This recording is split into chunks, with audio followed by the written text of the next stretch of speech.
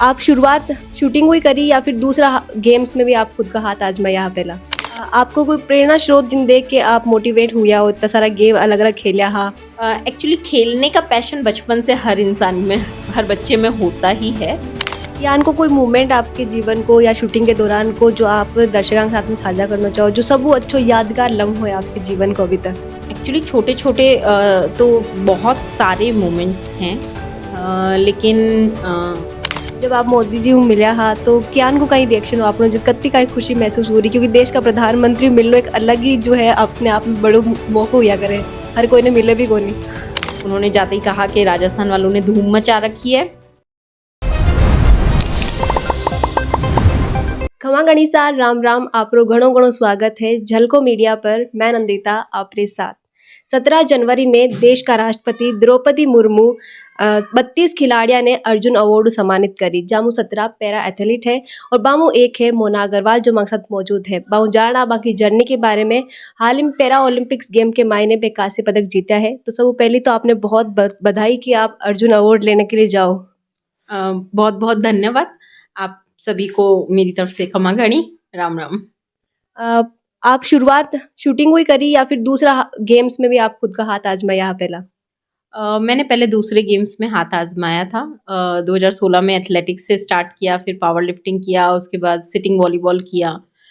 Sitting volleyball की girls team की founder player थी मैं। पहला नेशनल मैंने कंडक्ट करवाया था और उसके बाद में मैं दिसंबर 2021 में शूटिंग में आई थी, जो कि शुरू के 6-8 महीने थोड़ा लेजीनेस में निकले और उसके बाद मैंने लगभग जुलाई या अगस्त 2022 से एकदम स्ट्रिक्ट ट्रेनिंग स्टार्ट करी थी और उसका रिजल्ट है कि 2.5 साल में मुझे पैरा ओलंपिक में मेडल जीता। दूसरा गेम जो आप बताया कि वॉलीबॉल सिटिंग वॉलीबॉल में आप हाथ आजमाए हो या फिर लिफ्टिंग वगैरह में करिया, तो आपने शूटिंग पे ही लास्ट में मतलब आर किया रुकिया? आपको शूटिंग हमेशा हो कि शूटिंग करना है या फिर ये बस दूसरा गेम खेलता खेलता आपने लगे कि शूटिंग करना चाहिए? शूटिंग का कहीं दूर दूर तक कोई लिंक नहीं था। एक्चुअली मैंने सारे गेमों में हाथ इसलिए आजमाया था, मैं ये देख रही थी कि ऐसा कौन सा, क्योंकि हमारी डिसेबिलिटी अलग अलग होती है और डिसेबिलिटी के अकॉर्डिंग हमारी बॉडी का स्ट्रेंथ लेवल अलग अलग होता है। तो जब मैं बाकी गेम्स कर रही थी तो मैं स्ट्रेंथ लेवल चेक कर रही थी कि मैं कौन से गेम के अकॉर्डिंग मेरी बॉडी जो है वो बेस्ट परफॉर्मेंस देगी। तो जैसे एथलेटिक्स में मैंने स्टेट लेवल तक अच्छा किया, लेकिन आगे मुझे लगा कि शायद बॉडी में उतनी फ्लेक्सिबिलिटी नहीं है। पावर लिफ्टिंग के अंदर मुझे बहुत पैशन था, मैं अच्छे से करना चाहती थी, लेकिन उसमें डाइट इंटेक इतना ज़्यादा लेना पड़ेगा कि बॉडी का जो पोस्चर है वो चेंज होगा और एक टाइम के बाद में मेरे को सर्वाइव करने के लिए थोड़ा इशू हो जाएगा। सिटिंग वॉलीबॉल मैंने इंटरनेशनल क्वालिफाई किया है, मैं बहुत अच्छा कर रही थी, लेकिन मुझे ऐसे लगा कि मैं थोड़ा-सा है ना, मतलब न्यूट्रल हूँ कि मुझे मेरे जो भी टास्क मैं करती हूँ उसका रिज़ल्ट इमीडिएट चाहिए, मतलब मुझे मेरा रिज़ल्ट चाहिए। तो it was a team game, तो मुझे ऐसे लगा कि अगर किसी ने भी मिस्टेक किया तो मेरा रिज़ल्ट स्टक हो जाएगा। तो वो सारा इनिशिएटिव लेके गर्ल्स टीम बना के नेशनल करवा के और फिर मैंने बैकफुट किया। मैंने कहा अब टीम रेडी हो गई है, लड़कियाँ इंडिपेंडेंट हो गई है, so let them go forward और मैं अपना एक इनिशिएटिव लूँगी कि एक अलग से कोई इंडिविजुअल गेम पकड़ती हूँ, जिसमें मेरा रिज़ल्ट आए। फिर शूटिंग के साथ जब मैंने तालमेल बैठाया तो मैंने शुरू के 2.5 महीने में ही नेशनल खेला था और उस नेशनल के अंदर मेरा सिल्वर मेडल था और बहुत अच्छे स्कोर के साथ था। तो ऐसे लगा कि हाँ, मैं अच्छा कर लूँगी। फिर ऐसे हुआ कि शायद पहली बार में तो तुक्का भी लग सकता है। तो मैंने आज़माया खुद को, ट्रायल्स खेला, ट्रायल्स में भी कंटिन्यू मैंने अच्छा स्कोर दिया। तो 3-6 महीने का वो जो लेज़ीनेस वाला पीरियड था वो निकालने के बाद फिर मेरे कोच ने बैठे मेरे साथ और हम लोगों ने एक पूरा आउटलाइन बनाया कि हमें ऐसे-ऐसे ट्रेनिंग करनी है और फिर हम लोग लग गए। आपको कोई प्रेरणा स्रोत जिन देख के आप मोटिवेट हुआ हो इतना सारा गेम अलग अलग खेलिया हा? एक्चुअली खेलने का पैशन बचपन से हर इंसान में, हर बच्चे में होता ही है, लेकिन डिसेबिलिटी के साथ ऐसा लगता था कि हम लोग कई सारे गेम खेल ही नहीं पाते, दूर से बैठ के देखे हैं। तो मुझे 2016 से पहले तक नॉलेज ही नहीं था कि पैरा गेम्स कुछ इस तरह के होते हैं जिसमें हम लोग स्टेट को और अपनी कंट्री को रिप्रेजेंट कर सकते हैं और हम भी एबल वालों की तरह मतलब एक रेप्यूटेड लाइफ स्पेंड कर सकते हैं एज अ खिलाड़ी। तो जैसे वो मुझे पता चला तो मैंने अपना जॉब, अपना सब कुछ छोड़ दिया। मैं उस समय प्राइवेट जॉब में अच्छे से सेटल थी, तो मैंने वो छोड़ के और एकदम से मैं स्पोर्ट्स लाइन में आ गई। तो एक बार के लिए तो सबने यही कहा था कि इतनी अच्छी जॉब है, ये छोड़ के एकदम से स्पोर्ट्स में आ रही है। तो मैंने कहा ठीक है, मुझे पता है कि मैं जो करती हूँ, मैं मेरा डेडिकेशन अच्छा है, तो मैं कर लूँगी। तो बस मैं लग गई थी और फिर एक्सपेरिमेंट इसलिए किए क्योंकि मैं बेस्ट चाहती थी अपने लिए, तो वो बेस्ट की खोज में मैं यूँ कहूँ कि मैंने अपने 5 साल इन्वेस्ट किए।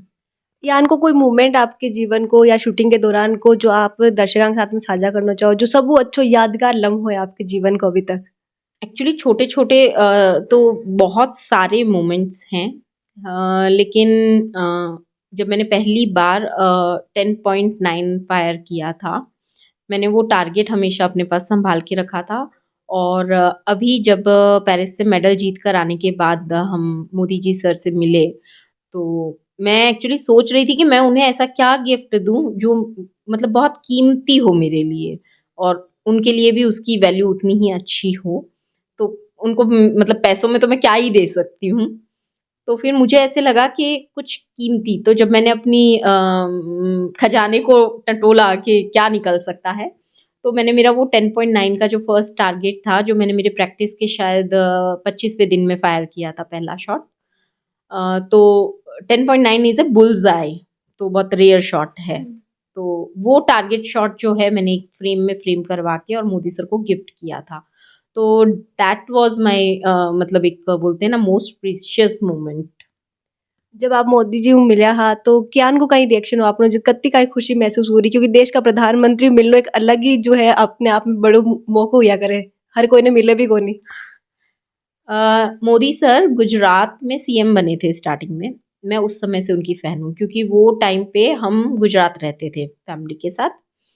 तो तब से उनके काम, उनका गुजरात में जो उन्होंने डेवलपमेंट्स वगैरह करवाए, जो भी चीज़ें की, तो मैं तब से उनकी फ़ैन हूँ। जब वो प्राइम मिनिस्टर बन गए और मुझे ऐसे था कि हाँ ठीक है, पता नहीं मतलब कौन इंसान ऐसा होगा जो मोदी मतलब प्राइम मिनिस्टर से मिलने का सपना देखता होगा, तो ऐसा मिलने का सपना तो बहुत दूर है।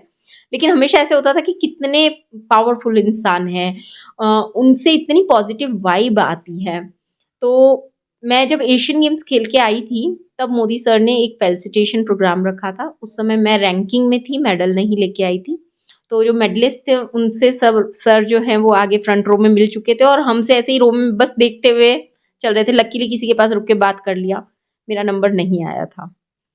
मुझसे 2 कदम पहले वो मुड़ के सामने वाली रो में चले गए थे। तो आई वाज़ वेरी डिसहार्टेंड कि इतना नज़दीक होके और मैं उनसे बात नहीं कर पाई, मैं उनसे मिल नहीं पाई।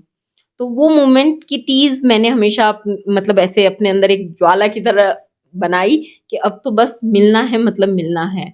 और फिर जब मोदी सर ने हमें पेरिस जाने से पहले बधाई दी थी, वो मोमेंट जब उन्होंने फ़ोन करके हमसे बात की थी वीडियो कॉल से।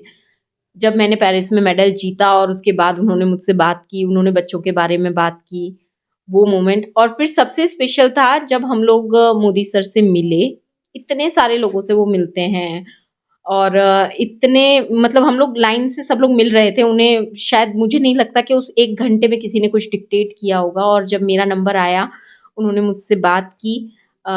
उन्होंने जाते ही कहा कि राजस्थान वालों ने धूम मचा रखी है और फिर हम लोगों ने बात की, मैंने मेरा गिफ्ट उनको प्रेज़ेंट किया। कुछ करीब 3 से 4 मिनट का वो 5 मिनट का कन्वर्सेशन था। जब मैं मुड़ के वापस आ रही थी फ़ोटो सेशन होने के बाद, तो उन्होंने मुझे रोक के आवाज़ लगा के वापस पूछा, "अरे!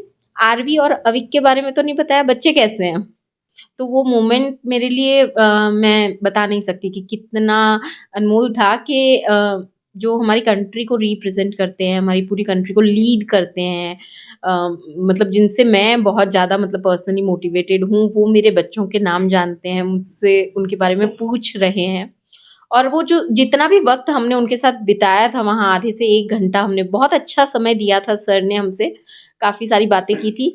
मतलब मैंने ऐसे पर्सनली फ़ील किया कि एक बड़ा-सा हॉल भी हो ना और उसमें मोदी सर कहीं पे अवेलेबल हों, तो उस हॉल में जो पॉज़िटिव वाइब्स आती हैं, आती होंगी, जो मैंने फ़ील की थी, वो किसी भी इंसान को एक अच्छी तरह से सोच कर या किसी भी अच्छे डिसीज़न लेने के लिए मेरे ख़्याल से बहुत सफिशिएंट है। मोना जी का कोच योगेश सर है जो हमारे साथ मौजूद है, बाऊ जाना ला कि ट्रेनिंग के दौरान एक क्यान कहीं हाँ एकदम जो है हुआ करे, कुछ बच्चा हुए कि हमेशा टाइम वो हर चीज़ कर लिया करे और कुछ हुए कि थोड़ा बंक मारवा विश्वास रखे, तो मोना जी क्यान का कहिए? नहीं, मोना का शुरू से अपने काम के प्रति अच्छा लगाव रहा है और पूरी ईमानदारी के साथ में ट्रेनिंग की है, क्योंकि यदि आदमी ईमानदारी के साथ में ट्रेनिंग नहीं करता है तो इतने बड़े अचीवमेंट आना बहुत मुश्किल हो जाता है। तो उसके लिए कोई शिकायत नहीं है कि जैसा कि हम लोगों ने प्लान किया, ट्रेनिंग शेड्यूल्स बनाए, तो वो सारे प्रॉपर हम लोगों ने किए और उसका रिजल्ट अभी आपको दिख ही रहा है। तो उसमें कोई शिकायत नहीं है। अच्छा किया, बढ़िया मेहनत करी, अच्छी मेहनत करी। अलग अलग स्टूडेंट पर अलग अलग मेहनत करनी पड़े, मोना जी पर कत्ती का मेहनत आपने करनी पड़ी, कुछ स्पेशल अलग आप जो है ट्रेनिंग वगैरह दिया, कुछ अलग जो ट्रेनिंग का दौरान वो भी अलग और एक्स्ट्रा घंटा वगैरह देके। हाँ, ये आपका सही है कहना कि भाई हर आदमी के माइंड के हिसाब से, उसकी बॉडी के हिसाब से हमें अलग तरीके से उनको ट्रेन करना पड़ता है।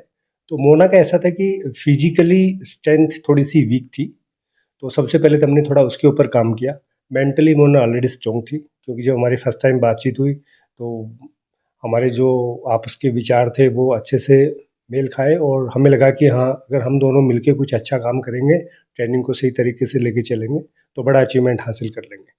तो मेंटली स्ट्रॉन्ग थी और करने की जो हिम्मत थी वो ज़्यादा थी। अगर मैंने बोला कि आज हमें 5 घंटे प्रैक्टिस करनी है तो पूरे 5 घंटे किया, बोला कि 8 घंटे करना है तो 8 घंटे किया। हाँ, कभी-कभी बीच में मेरे को डर रहता था कि भई कोई फिज़िकली चैलेंज और ना आ जाए, कोई प्रॉब्लम ना आ जाए। तो इस वजह से हम लोग हालाँकि मैं मन-मन में सोचता था, लेकिन मैंने कभी ट्रेनिंग में कसर नहीं छोड़ी इनके कुछ करवाने में। लेकिन मन-मन में सोचता था कि कहीं ज़्यादा तो नहीं हो रहा है, कुछ ऐसा तो नहीं है। लेकिन वो सारे जो कष्ट होते थे, मोना को बहुत तकलीफ़ भी हुई बीच में, कभी बैक पेन स्टार्ट हो गया। तो क्योंकि ज़्यादा लंबे टाइम तक इतनी हैवी गन को उठा के रखना और फिजिकली डिसेबल के लिए थोड़ा सा चैलेंज होता है। तो वो सब छोटी-मोटी समस्याएँ हैं, लेकिन इसने कभी ज़ाहिर नहीं होने दिया। बस एक ही लक्ष्य था कि मेरे को तो करना है, चाहे कुछ भी हो मेरे को करना है। तो उस करने के साथ-साथ हम लोगों ने इतना कुछ कर दिया कि आज वो बहुत अच्छा हो गया सबके लिए। पहली बार में ये कांस्य पदक जीत के आया है, अर्जुन अवार्ड के लिए भी चयनित हुआ है, क्या अनुभव महसूस हो रहा है आपने as a coach? As a coach तो देखो बहुत प्राउड है। जब फर्स्ट टाइम उन्होंने वहाँ पैरा ओलंपिक का मेडल आया तो फर्स्ट कॉल मेरे को ही किया था। वो काफ़ी चीज़ें हमारी इतनी अच्छी थी कि हमारी बॉन्डिंग स्टार्टिंग से लेकर अब तक अच्छी रही है। तो उस टाइम मतलब एक इतनी खुशी थी कि एक्चुअली एक हर कोच को होती है, वैसा ही मेरा भी फीलिंग था। और बट एक थोड़ी सी कसक रह गई थी, वो हालांकि उस टाइम मैंने नहीं बताया था, बट बाद में काफ़ी टाइम बाद में हमारी जब बातचीत हुई तो मैंने बोला कि भाई इसका कलर पसंद थोड़ा कम है नेक्स्ट टाइम हम लोग मिलके इसका कलर चेंज करेंगे पक्का। तो अभी बस हमारी यही कसक है कि हम नेक्स्ट जो भी पैरा ओलंपिक आएगा उसमें गोल्ड मेडल के लिए काम करेंगे। तो अभी दोनों की जो नज़र है वह गोल्ड पर ही है। जी जी बिल्कुल, अभी परफेक्ट हमारी नज़र जो गोल्ड पे है कि आने वाले टाइम में और पैरा ओलंपिक में हम इसका कलर पक्का चेंज करेंगे।